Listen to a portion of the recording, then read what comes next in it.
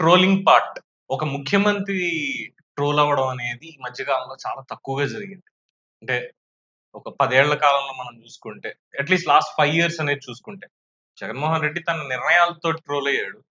అలాంటి వాళ్ళని సపోర్ట్ చేసి కాస్తో కూస్తో మంచేదో చేశానన్నటువంటి కేసీఆర్ ఓడిపోయి ట్రోల్ అయ్యాడు. అయినా సరే మళ్ళీ జగన్మోహన్ రెడ్డే గెలుస్తాడు అని చెప్పి ఇప్పటికి ట్రోల్ అవుతుంటే మొత్తం అంటే వీళ్ళకి చివరాఖరికి ఇక చివరికి మిగిలిందేంటి వీళ్ళకి? ఏమి మిగలదండి. అహంకారంతో పాలన సాగించిన వ్యక్తులకు, ప్రజలంటే ఏమాత్రం భయభక్తులు లేని నాయకులకు, ఆ వ్యవస్థల్ని చిన్నాభిన్నం చేసైనా నా పని గడుపుకుందాం అనుకునే మనస్తత్వం కలిగిన నాయకులకు గాని, పార్టీలకు గాని చివరికి ఏమీ మిగలదు. పార్టీ నిర్మాణం, కింద స్థాయి నుంచి పార్టీని నడుపుకుంటూ రావటం ఇవన్నీ కూడా చాలా శ్రద్ధతో చేసుకోవాల్సిందే.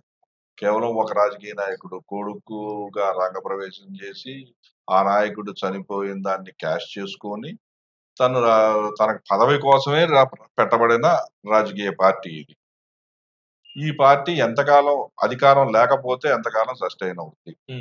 అధికారం రాకముందు పార్టీ నడవడం వేరండి. ఒకసారి అధికారం అనుభవించిన తర్వాత, రెండోసారి ప్రతిపక్షంలోకి వచ్చిన తర్వాత ఆ పార్టీ నిర్మాణం ఎలా ఉంది అనేది అప్పుడు బయటపడుద్ది. ఉదాహరణకు మీరు బీఆర్ఎస్ పార్టీని తీసుకోండి. బీఆర్ఎస్ పార్టీ అధికారంలో ఉన్నంత కాలం దానికి కొట్టగలిగిన పార్టీ లేదు. కేసీఆర్ అంత మహానాయకుడు లేడు అని చెప్పుకోబడింది.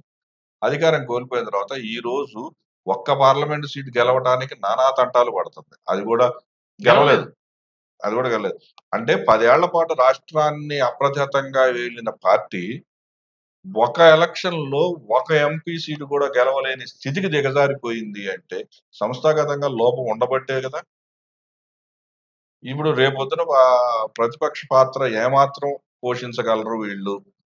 జగన్మోహన్ రెడ్డి మనస్తత్వాన్ని బట్టి చూస్తే ఇతను అసెంబ్లీకి వస్తాడా? వచ్చిన తర్వాత గతంలో వీళ్ళు ప్రవర్తించిన విధానం చూసి అనుభవించి బాధపడిన వ్యక్తులుగా టీడీపీ అండ్ జనసేన ఎమ్మెల్యేలు ఏ విధంగా ప్రతిస్పందిస్తారు? వీళ్ళ ద్వారానే అంటే నువ్వు నేర్పిన విద్య నీరజాక్ష అన్నట్టు డెఫినెట్ గా మనం ఎన్ని చంద్రబాబు నాయుడు లాంటి వ్యక్తి ఎక్కడో చోట చెప్తాడు. కానీ మొత్తం జీరో అసలు ఏమీ చేయనివ్వరు అనేది మనం నమ్మడానికి ఎందుకంటే ఆయనే స్వయానా బాధితుడు దానికి. కరెక్ట్. కాకపోతే ఆయన హద్దు దాటితే ఒప్పుకోకపోవచ్చు. హద్దుల్లో ఉన్నంత వరకు ఈయన జగన్మోహన్ రెడ్డి అనుకో ఆ గెలిచిన 10 మందో 9 మందో ఎవరైనా కానీ దాన్ని ఫేస్ చేయాల్సిందే. వస్తే ఇది ఫేస్ చెయ్యను నేను అని ఇప్పుడు ఉన్న రాజరిక పోకడే పోతే ఆయన అసలు అసెంబ్లీకే రాకూడదు. ఆయన అసెంబ్లీ రాకపోతే నేను కోర్టుకి వెళ్తాను. తర్వాత ఇష్యూస్ అండి. ఆయన వస్తాడా రాడా ఎందుకంటే చిన్న ఎగ్జాంపుల్ సార్ మనం స్కూల్ నుంచి వచ్చాం. అటెండెన్స్ తక్కువైతే లాస్ట్ లో ఫైన్ వేయించడం లేదు అంటే బాబు నువ్వు ఈ క్లాస్ నువ్వు పాస్ అవ్వలేదు నువ్వు మళ్ళీ చదువుకోవాలని చెప్పి అక్కడే ఉంచేయడం ఇలాంటివి చేసేవాళ్ళు. అంటే ఒక స్టూడెంట్ ఈ క్లాస్ రూమ్ లోనే ఉంటే దాన్నే ఉందండి. ఇన్ని రోజులు అసెంబ్లీ జరగాలి, ఇన్ని రోజులు అసెంబ్లీకి రావాలి అంటే ఒక రోజు వచ్చి సంతకం పెట్టి వెళ్ళిపోవచ్చు. సంతకం పెట్టి ఒక 5 నిమిషాలు కూర్చొని వెళ్ళిపోయాడు అనుకోండి. పోయేదేం లేదు కదా! అంటే ఈసారి టెక్నికల్ గా వాడుకుంటారు కదా! అసలు 12 ఏళ్ల పాటు కేసుల్ని విచారణ స్టేజ్‌కి కూడా తీసుకురాని స్థితి కల్పించిన వ్యక్తికి ఎట్లాంటి చిన్న చిన్న టెక్నికల్ విషయాలు తెలియవండి? అంటే తెలుసు. ఈసారి నుంచి అవి చిన్న చిన్న విషయాలను పొరబడితే మాత్రం ఆయన తప్పని చెప్పాలి. ఇప్పటిదాకా తప్పు చేసి ఓడిపోయారు. అట్లీస్ట్ ఇప్పుడైనా బాధ్యత ఆయన మనస్తత్వం తెలిసినోళ్ళు దాన్ని చూడాలి. చంద్రబాబు నాయుడు గారు 23 స్థానాలు పడిపోయినా ఆయన కాబట్టి రాజ్యాంగం మీద, భారత చట్టాల మీద, వీటి మీద ప్రజాస్వామ్యం మీద నమ్మకం ఉన్న వ్యక్తి కాబట్టి ఆ 23 మందితో కూడా అసెంబ్లీకి వచ్చాడు. ప్రతి ఇష్యూలో చర్చ పాల్గొన్నాడు. ఆయన మాట్లాడనివ్వకపోనివ్వండి తర్వాత ఇష్యూ. కానీ అంత మెచ్యూరిటీ లెవెల్ ఇప్పుడు ప్రతిపక్షానికి ఉందని నేనైతే అనుకోను. ఇప్పుడు మాట్లాడడానికి కూడా లేదులేండి. అదే చెబుతున్నాను. సమాధానాలు చెప్పడానికి ఎవరు సార్? ఇప్పుడు ఏంటంటే నాకు చాలా డౌట్స్ ఉన్నాయి. ఇప్పుడు అంటే ఈ ప్రభుత్వం ఎలా నడిపిస్తుంది ఏంటనేది నాకు తెలీదు. చాలా మందిని అడగాలి ఇప్పుడు. అనేక ఇష్యూలు ఉన్నాయి. అనేక పాలసీలు తప్పుడు పాలసీలు కావచ్చు. అలాగే ఫైనాన్స్ కి సంబంధించి కొన్ని లక్షల కోట్ల బిల్స్ అనేవి ఇది లేకుండా అయిపోయింది. వీటికి సమాధానం అంటే ఇప్పుడు గత ప్రభుత్వంలో ఉన్నటువంటి వాళ్ళు సమాధానం చెప్పాలి. దానికి సంబంధించిన ఖచ్చితంగా చెప్పాలి. మంత్రులు ఓడిపోయారు. ఉంటారో ఉండరో తెలీదు. ఓడినా గెలిచినా ఆళ్ళు పదవిలో ఉండి చేసిన పనులకు వాళ్ళే బాధ్యులు. లేదా వాళ్ళ తర్వాత ఉన్న అధికారులు బాధ్యులు. వీళ్ళు ఓడిపోయారు కాబట్టి అసెంబ్లీకి రాకపోవచ్చు. అదొక్కటే తప్పితే బాధ్యత నుంచి తప్పుకోలేరు.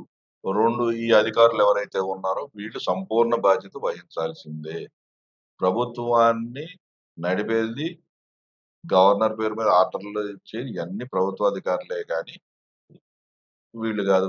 రాజకీయ నాయకుడు చెప్పిందల్లా తల ఊపేసి చేస్తే దాని యొక్క పర్యవసానాలు అనుభవించాల్సింది ప్రభుత్వాధికారులే.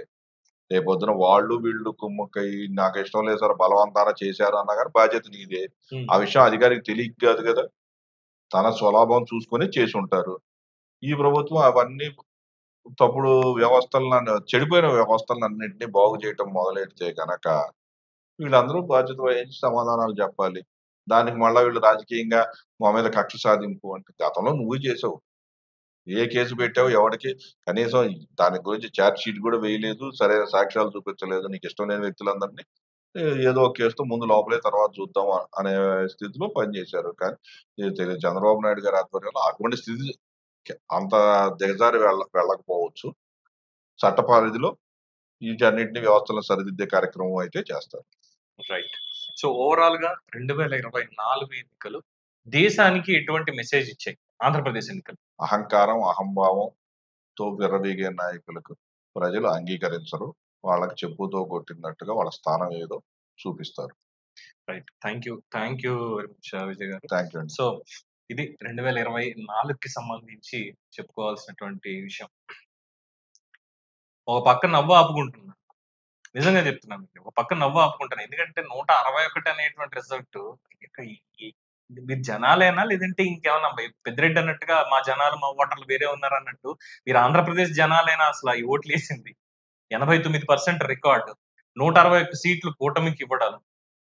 అసల ఇంక ఏ రాష్ట్రంలో కూడా జరగదంటే సెట్ బై ఎగ్జాంపుల్ అన్నట్టుగా ఇంకెవడైనా ఇలాంటి పరిపాలన అందిస్తే ఏదో ఇలాంటి తాటే తీస్తాం అన్నట్టుగా నిజంగా ఆంధ్రప్రదేశ్ ప్రజలు ఒక చక్కటి తీర్పునిచ్చారు అనడంలో ఎటువంటి అతిశయోక్తి లేదు. ముఖ్యంగా తెలుగుదేశం పార్టీ కార్యకర్తలకి, జనసేన పార్టీ కార్యకర్తలకి వీళ్ళకి చాలా థాంక్స్ చెప్పుకోవాలి.